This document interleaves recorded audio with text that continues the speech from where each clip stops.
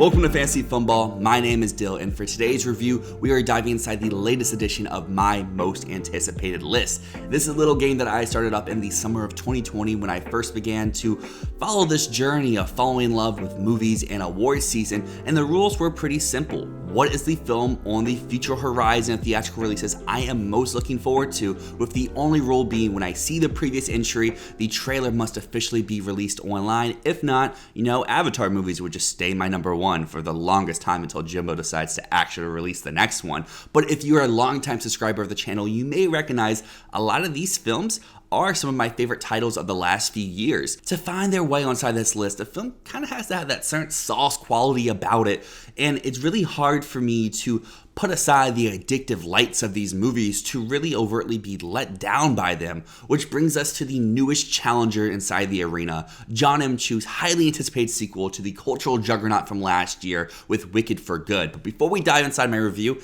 I kind of gotta tell my piece a little bit here, because my journey with Wicked I think is a very unique one. So let's run it back real quick. Fall 2021. Wicked is doing its yearly US national tour, and I've heard the talk for so long because I am a massive theater fan at heart and somehow had never seen the Emerald City on stage, so I buy my grandmother myself front row seats. We go in so optimistic to finally see one of the most iconic and talked about shows in theatrical history, and my reaction basically the whole time was this kind of fucking sucks, because the songs, they weren't catchy. The production felt super underwhelming. The choreography was essentially non-existent on stage, and the story made zero sense. And now you out there are probably asking, hey, isn't that sort of contradictory coming from someone who adores cats?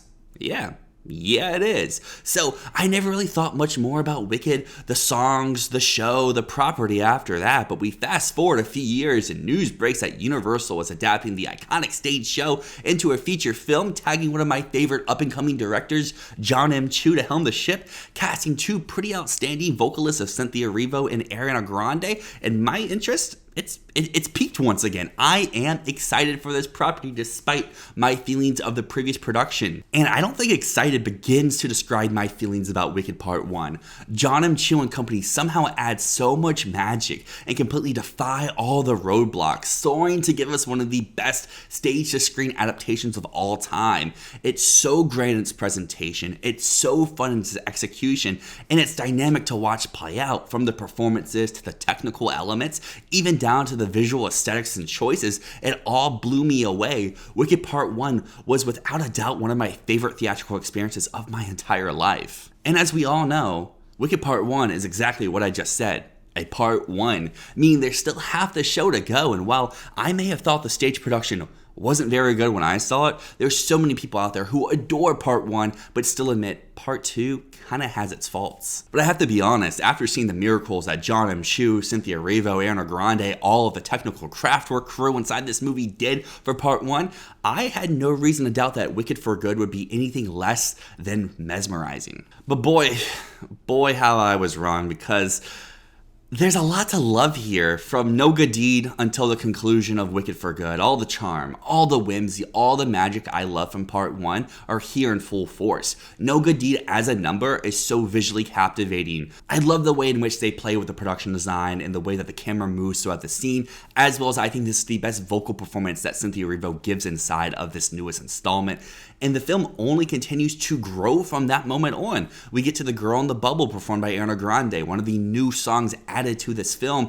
And again, I think the way in which the camera plays along brings back the creativity and the uniqueness that we saw throughout the whole entire runtime of the previous movie. And here we see Ariana Grande showcase her vocal chops and give that show-stopping musical number that we saw her give on multiple occasions inside of Part 1. I think my favorite individual number of this movie has to be Wonderful, because it's exactly what the title promises. There is so much life given to these characters with real choreography, letting these actors have so much fun inside of these performances. I feel that some of this movie is greatly missing compared to numbers like Popular, The Wizard and I, or even Jeff Goldblum's Sentimental Man from the first movie. And then also the playful addition of giving Glinda a presence inside the song, and the fun dynamic between the trio really comes alive here, especially compared to how flat this first hour really felt to me. The last hour of Wicked for Good keeps one-upping itself, with each musical set piece culminating in a beautiful rendition of For Good. The opening hour for Good, however, feels like it's doing the opposite of what made Part 1 so dynamic.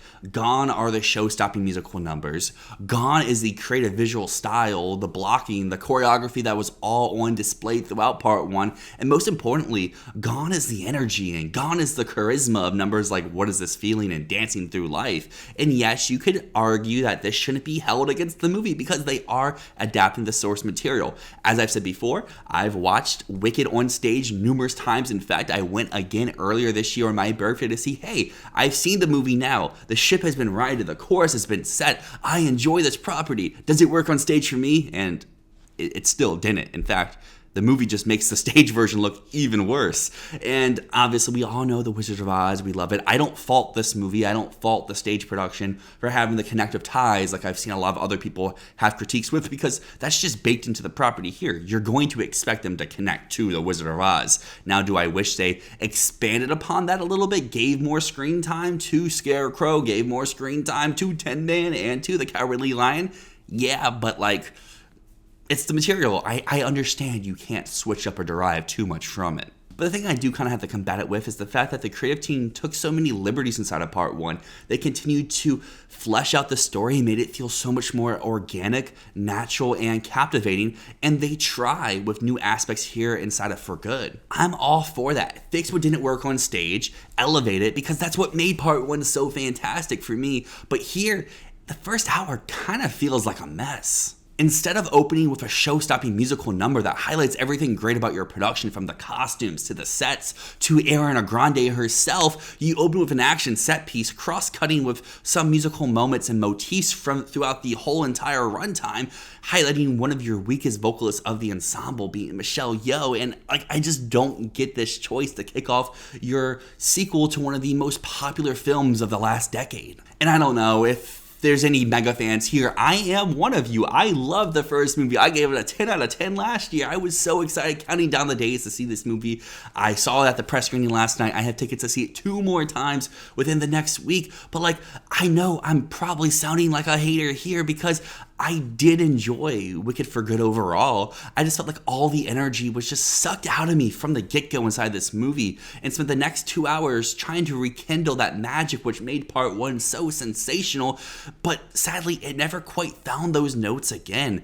The cast here is still very good, but everyone feels like they're a little less than before. Last year I said that Cynthia Erivo was my favorite female acting performance from the entire year because of how personable, emotional, and strong her Elphaba was. I feel like she made her own creative, unique spin on this character and set it head and shoulders above any other interpretation from stage or screen that we have seen from this character before. But inside this movie, I feel like they felt the need to push her more towards the Wicked Witch of the West persona, which even the original Broadway stage doesn't really do that much. One of the reasons why I enjoyed Erivo's take so much is because this is further backed up from when I saw the production on Broadway earlier this year, is Elphaba on stage is kind of a jerk. She's kind of mean, she's kind of sour, and she's very egotistical, and Erivo's take on that was not egotistical or self-conceited. And while her performance inside of Act 2 here of For Good isn't really that, they make her into someone who she really wasn't inside of part 1.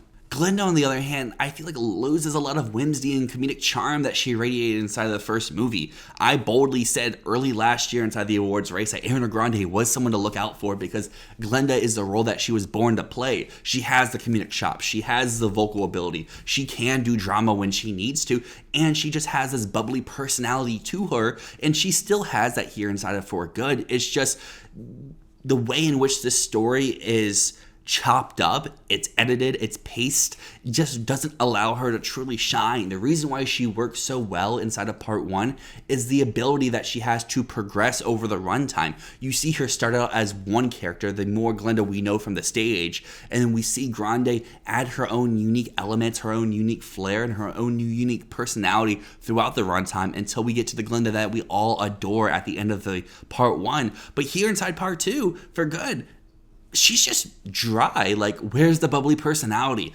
Where's the instantaneously quotable lines? The career-defining performance?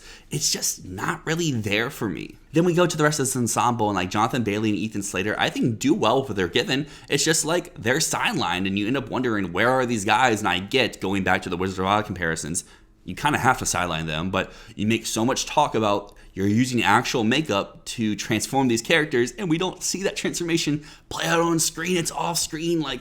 what are we doing? And speaking of what we're doing, Michelle Yeoh, I don't want to hate too much. She just continues to show the Mickey Mouse Oscar from a few years ago for Everything Everywhere. She is great inside that movie, but it's a role tailor-made for her. And I just don't think Madame Marvel fits her senses and sensibilities of an actress and of her talents. And Jeff Goldblum, at the end of the day, he's Jeff Goldblum. You can't hate it, but you can't love it either. But at this point, I kind of feel like I'm rambling here to you guys because there is so many aspects I do enjoy about Wicked for Good. As I talked about before, the performances are still good. They just don't reach the highs of last year. The production design here is still fantastic work. Paul Tazwell's costume design is still amazing, and these are still things that you can take away even if you don't love this movie, still being in awe of. I love the world that John M. Chu and his team have built here for Oz. It feels lived in, it feels real, it feels grand, it feels beautiful. And this movie, I think you can make an argument, looks better than part one. It's just my issues come here, I think, are issues from the stage production. And I would have personally wished that they would have tried more and derived more from the original source material to try to make it work and make it feel natural on stage. But we all know that on Broadway, Act 1 has some time to flesh stuff out. Inside of part one of the movie, they really do flesh out this story, they flesh out these characters, and they flesh out the musical numbers. And inside of part 2, on stage, Act 2 is 40 minutes long. This movie's 2 hours and 13 minutes. You would feel like they could do more to flesh out this story, and they try. They add some musical numbers, they add some more dialogue scenes leading into those numbers, but I don't feel like they fix the pacing. Act 2 gets ripped apart because of how fast-paced it is, how crazy it goes. You have A, B, C, D all happening at one time, and what made part 1 of the Wicked movie so fantastical to me is how we went from A, naturally, to B, to C, to D in a nice coherent manner where the pacing felt immaculate and you never got bored. But here, I wouldn't say I was bored. I would just say I was overwhelmed and I was confused. Too much was happening at once, and it wasn't working in the ways that it worked in part 1. By adding extended musical numbers in part 1, we had time for choreography. There's no choreography here inside of For Good. In Act 1, we added more times for riffs and motifs inside the music. And here, there's not really that stuff. They stick to the numbers, I feel like, for the most part. And when they do derive for some of the dialogue sequences, it's not adding much to me. And if it is adding things, it's stuff I don't feel like is really servicing the story. Are we learning more about Glinda and Elphaba's growth as either friends or foes? Not really. They're playing it by the numbers. We're giving so much more extra screen time to Marble and to the Wizard, but again, we know that Marble's evil. We know that the Wizard's conflicted with his feelings, but he has to preserve his image. But build upon that. They make a reveal towards the end of the movie.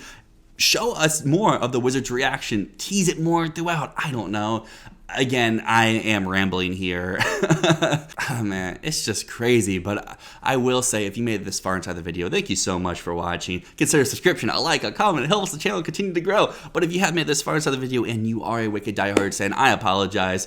I want to love this movie. I want to come out giving this another 10. I want to be one of the lone people inside this award space who adores the Wicked movie just like last year. But I just can't, at least on the first viewing. As I mentioned, I am going to rewatch Wicked for Good at least once, if not twice, if not more. I saw it on IMAX last night, Dolby on Thursday, and who knows after that, maybe my thoughts will continue to grow on this movie. To kind of make it a full spin right here, another movie inside the awards race, One Battle After Another, is a movie that on my initial viewing, I was like, it's good. I have issues. Do I love this as much as everyone else? No. But I saw it again. I liked it more. I saw it again. I loved it. And now it's one of my favorite movies of the year. So maybe Wicked for Good can have a similar trajectory to that. By the end of the day here, we are an awards channel, so we do have to talk about Oscar prospects for Wicked for Good.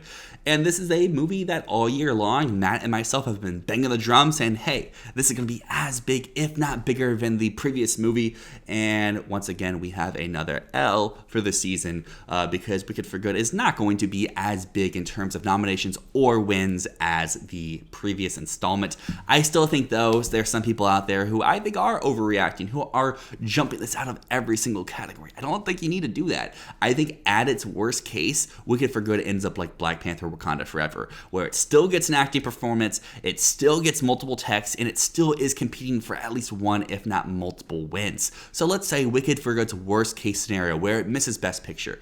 I think Erivo still comes along. I think you can make an argument for Cynthia Erivo to miss, but I think she isn't doing enough here. I think Erivo is liked in the industry. She got nominated before Wicked. She will be nominated after Wicked. And I think with the makeup of this category right now, you have Buckley, you have Reinsva, you have Erivo, and then after that, you are reaching for contenders of people who are in movies that are either they're the sole nomination or movies that are super divisive, while Wicked will still have its fans. And then we get to Ariana Grande. This is the part, if you out there and you want to clip it off, go ahead and clip it off, because I will tell you, even with my thoughts of the movie, even with the other people's thoughts of the movie, and how even some diehard fans like myself don't love this, I think Grande still has a great case to win supporting actress. I think since 2010, you look at supporting actress contenders who were inside of a musical and their road to the Oscars. You have 3 season sweepers. You have Zoe Saldana for Amelia Perez, you have Anne Hathaway for Les Mis, and you have Ariana DeBose for West Side Story. They were all 3 of these women had their films nominated for Best Picture, and they won every single televised precursor. Then you have 3 women who did not go on to win. You have Danielle Brooks for The Color Purple, who was a sole nominee for her movie. You have Meryl Streep for Into the Woods, who I would say was a surprise nomination to happen. So like you can kind of put an asterisk there, just like Danielle Brooks being the sole nomination for her film. And then we have Ariana Grande, who you could argue would have swept last year had Zoe Saldana not been there. Saldana had the career narrative, she had the bigger film inside the awards race, and you could argue she had the better performance. I think both of them are fantastic inside their respective movies. So Grande is, I think, more so for Wicked for Good in that first group of the competition. She's like Hathaway, she's like DeBose, she's like Saldana. She can be one of the lone representative wins for Wicked for Good. The issue comes to is the fact that most people, I think even people who adore Wicked for Good, would say she has more to do, she's more showy, she's more fun, she has more iconic songs inside of part 1. In part 2, she's good, but is she generational? That's where the question comes from. And I know Grande fans out there, I'm one myself, I'm going to the tour next year, all the way out on the West Coast. I'm an East Coast boy. We're flying out there. We got tickets. We won the war. But like, we got to be honest with ourselves here. We got to look at this openly. Just because someone may disagree doesn't mean we need to go attack them. We need to throw obscenities and slurs at them. Be grown-ups. Be respectful. Would you want someone to call you that just because you have Grande winning supporting actress? No. So like, it works both ways. I think the way that Grande loses this award is the fact that one battle after another is rising in the Best Picture ranks. It's currently the frontrunner, and we've seen the last few years with Everything Everywhere, with Oppenheimer, with Anora. These films tend to win a lot when you're winning Best Picture. And if one battle is winning Best Picture, who's to say that Tiana Taylor cannot tag along to this win package? So I think those are your 2 contenders. And I think Grande has the better case on paper. She's got more screen time. She's in more of the film. You can argue she is the face of the film. The issue is Tiana Taylor is in the stronger film, and she dominates a core section of that movie. Inside Wicked for Good, Grande is missing for large chunks at a time because it is ultimately Cynthia Erivo's story at the end of the day, Elphaba's journey. And while we do end with Glenda is missing a little bit at the start of the movie. Regardless, though, we just did a whole acting predictions where we make our cases for why Grande should win, but granted, we did make those before we saw Wicked for Good. Moving down the line, though, to other nominations I feel like are safe if this film even misses out on Best Picture, I think are the tech categories. We have costume design, which I think this could even win, making those Black Panther Wakanda Forever vibes and connections. Because Paula Tazwell, he's an icon in the industry. He finally got his Oscar last year with Wicked. And as I said before, the costumes here are still so dynamic. They're so creative and they're so stylish, and like, Frankenstein is its main competition, and I think between all the text and Frankenstein, you can make the argument costumes is the weakest. So I think that costumes is Wicked's second strongest shot to get an additional win this year. And then production design, I don't think it repeats. That goes Frankenstein, but I think it's safe for that nomination regardless of its Best Picture status. And then the last one I will give a shout out here for is visual effects and makeup and hairstyling. These are 2 categories where I don't think it has a shot to win, especially the fact that we don't see those transformations happen on screen, so that doesn't aid the visual effects or it doesn't aid the makeup, but they're still very showy work. We see Tin Man, we see Scarecrow, we see Elphaba's new hair, we see the The skin complexions for Elphaba as well, these were all arguments for the last film, and I think there's still arguments here.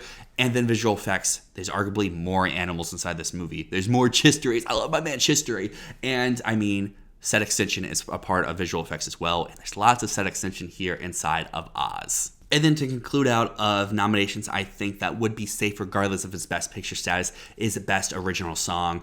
For The Girl in the Bubble, the Ariana Grande original here, I think paired with her potential win performance here, if one of these songs is going to be singled out over the other one, it would be that one. It's the one I think is more visually dynamic to watch on screen as well, which is a whole argument over there for the two Sinners contenders. While I personally like Last Time I Seen the Sun more as a song, you have to admit I Lied to You is such a show-stopping visual set-piece number where if you're watching these two songs on the portal, which one are you going to vote for? And I think the same thing applies over here with Wicked, where No Place Like Home from Cynthia Erivo I think is a beautiful ballad. I think that Girl in the Bubble is more emotionally resonant, and you add the dynamic features that Chu and his camera do inside that movie with the cross-cutting and the 360s and everything like that, I think that one gets the edge. So on its worst day, if it misses out on Best Picture, we have lead and supporting actress, we have costumes, we have makeup, we have production design, we have song. That's 6 nominations, but I think if Wicked still gets in the Best Picture, that's 7, and some of the additional nominations that can come along would be sound. Sound is something that I thought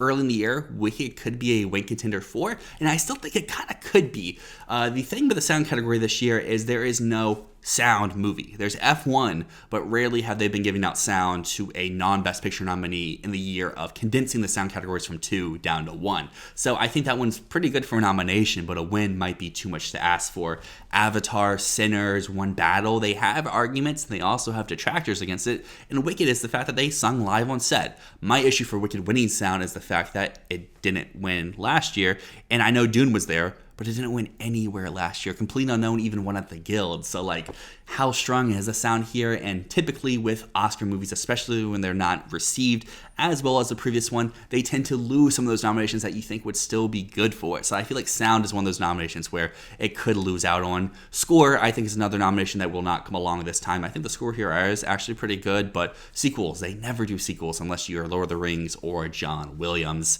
And then we have the other original song from Cynthia Erivo. I made my case before. If they love the song, there could be room for 2, but this year original song is super stacked because we have 2 Sinners, 2 Wicked, Diane Warren, who always finds a slot. We have Golden. We have the song from Avatar by Miley Cyrus. We have another documentary song, because documentary songs are always inside the race. Not to mention, that's just 8 right there. There's other songs that you don't expect that rise up in the ranks, and maybe even the F1 Ed Sheeran song, because Ed Sheeran is kind of an industry lover right there. And the final potential Oscar nomination I do want to talk about here is Best Casting. It's a brand new category. Do we know how this category is going to work? Not exactly. Some people may point to BAFTA. BAFTA would tell us that they probably would not do Wicked. BAFTA casting typically likes singular performances, and you can make a case Ariana Grande could be that singular performances, but they also like discoveries and youth, and Wicked for Good being part 2 doesn't really have many discoveries. You have young Glinda, but how much screen time does she really have? Come on, be honest here. But on the other hand, you have people saying that casting will be like SAG Ensemble, and I think Wicked for Good, regardless of its status in Best Picture, is going to get that SAG Ensemble nomination. But I think what bodes best for Wicked is the Casting Guild, and I think the Casting Guild, showing last year they gave Wicked the win, will probably at least nominate again this year, probably lose out to One Battle after another, but it will still get the nomination in big budget musical or comedy. And I think the biggest question to have for casting this year is the fact that this is part 2, but there was no category last year, so will they go back and retroactively reward the casting directors here for giving this role to Cynthia Erivo, for finding, I would argue, the most iconic Glinda that we've had with Ariana Grande, for giving her this role, and as well as filling out this cast of other people from all backgrounds. You have Jeff Goldblum from Blockbusters. You have Jonathan Bailey with his theatrical experience in the past. You have comedians like Bowen Yang. You have iconic pedigree in terms of cinema at large with Michelle Yeoh, and you also have casting people like Ethan Slater from Broadway, and then you also have casting Marissa Bode for a wheelchair-bound actress inside the role of Nessa. You have great arguments for casting. It's just, this is part 2, but there was no category for part 1, so what will they do? Early in the year, I thought this could be a win for Wicked. As the year went on, Sinners came around, One Battle came around, so it's dropped down to number 3. And now after seeing the movie, I don't think this movie will be as strong as the last one, so this is a nomination I could see it miss out, because Wicked got 10 nominations last year. There was an argument at one point, if you take out editing and you take out score, but you add in the 2 original songs, and hey, we have the same amount of nominations from last year and this year, and now I'm at to the point where if it got 10 last year, I think 8 would be more likely this year. So at the moment, the nominations I currently have for Wicked for Good are Best Leading Actress for Cynthia Erivo, Best Supporting Actress for Ariana Grande, which I think it could win. Then Best Costume Design for Paula Tazewell, I think is in the same conversation. It could win, or it could just be the runner-up to Frankenstein, which I think will take production design over Wicked, but it will still get that nomination, as well as Makeup and Hairstyling, Best Original Song, Best Casting, and Best Visual Effects. So I currently have Wicked for Good with 8 nominations this time around, which I think is still a pretty good haul for a Best Picture nominee, and it has the potential to win 2, maybe 3, maybe Original Song, but